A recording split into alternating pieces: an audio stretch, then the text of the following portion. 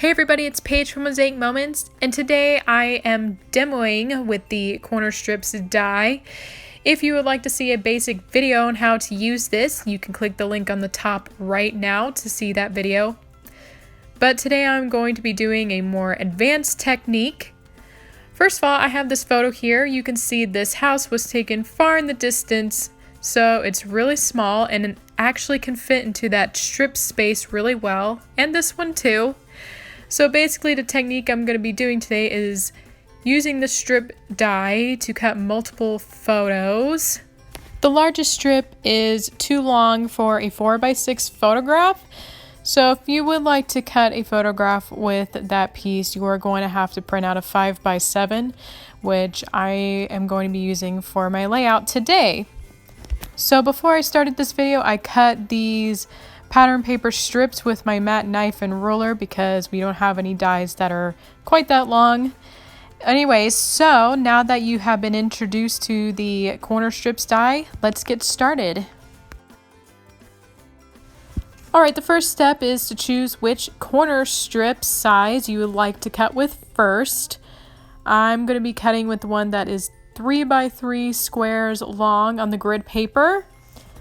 If you looked at the photograph, you could see the house was really small because it was a photograph taken from the distance, and that house was small enough it could fit right into that strip frame. And that's my goal for today's page, is to have a bunch of different photos where the subject can fit right into those strips, just like that one. For my next photograph, I rotated the corner strips die. So you do want to pay attention to which way the strips are facing. So I recommend planning out your page beforehand so that, for one thing, that you know your subjects can fit into those strip spaces. So I made sure they were all really small, and also I want to make sure they fit into the direction I wanted. So this one, the corner strip, I guess the corner part was facing to the bottom right. And for my last one, it's going to be facing towards the bottom left. Be sure to take your time when you're using this die and make sure that it's cropping into the right area that you want. And if you want the photo to be extra secure, be sure to use washi tape as well. I am not using it today, but it is a very handy thing to use with your dies. Now I have all my cuts finished with the 3x3 size, so I'm going to move on with this 2x2 size corner strip. And same thing as before, I chose subjects that were really small in my photograph. So look for photos that were taken far in the distance. And you're going to follow the same directions again, pretty much. So each time I'm rotating the corner strip die so that it'll go on my layout or the grid paper correctly. Again, just take your time when you're cutting and use washi tape if you need to. Alright, this one's going to be facing the bottom right.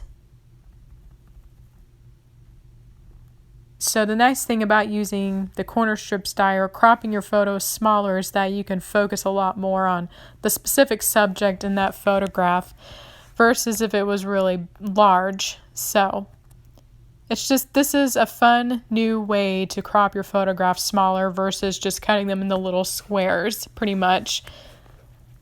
So in the end, you should have this really fun and unique layout. Before you glue down each strip, you may want to place the corner strip die right on your grid paper so you get a visual of where each piece needs to go.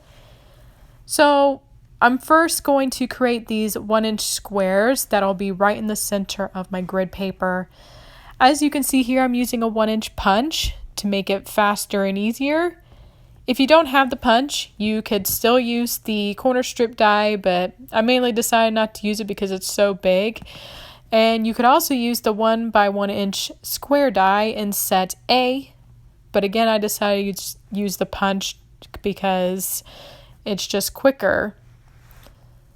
And I am using a very little part of these photographs, but you can save the rest of the photograph for other subjects, or you can even punch if you have multiple things you would like to punch in the same photograph. You can do that as well.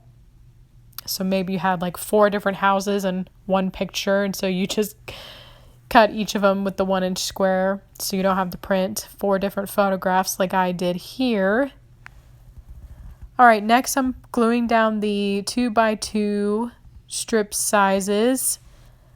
And of course, once you have those 4 1x1-inch squares down, it's kind of easy to know where all the other pieces need to go. So that's why it's easy next to have the 2x2 strips down.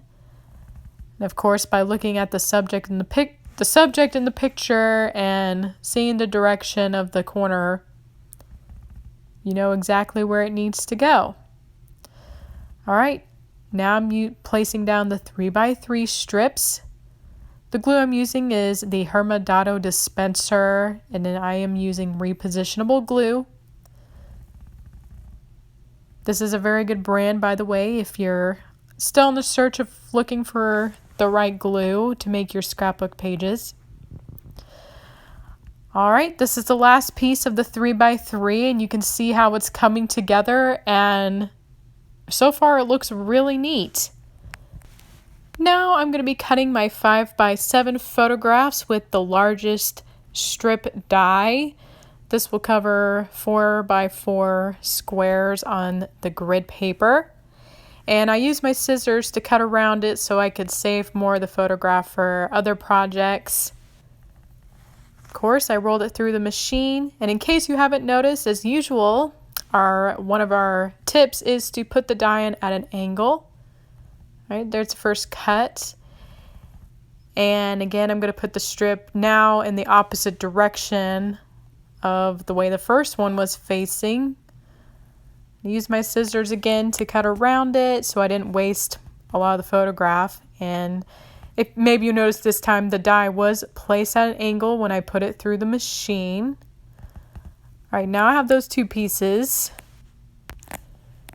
Now I'm going to be cutting with my second photograph. So yeah, 5x7 photograph, really there's only enough to cut 2 4x4 strip pieces.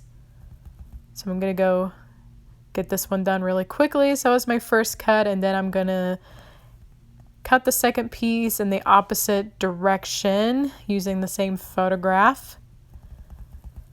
Right, and roll it through, and I'm finished and can add these to my layout.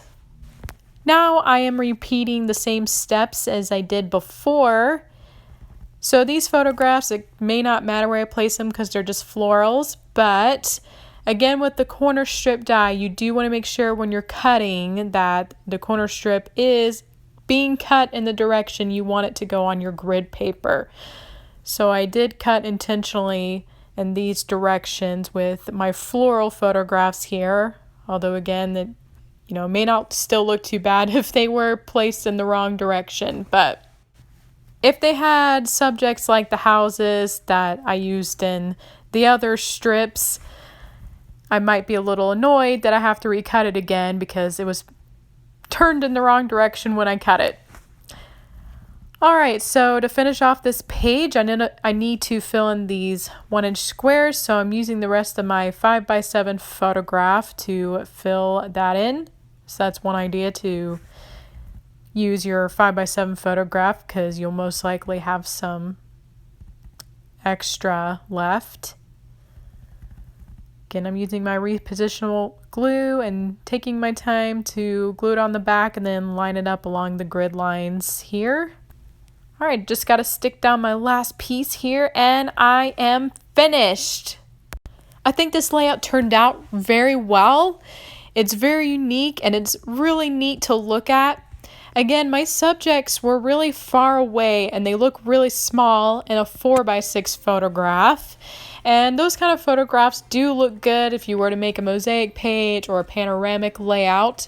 But I wanted to try something new with the corner strip dies, and I think because I used that, you are able to focus in on the subjects a lot better than if I kept them into one big 4x6 photograph. So this is a neat way to get those distance shots more noticed.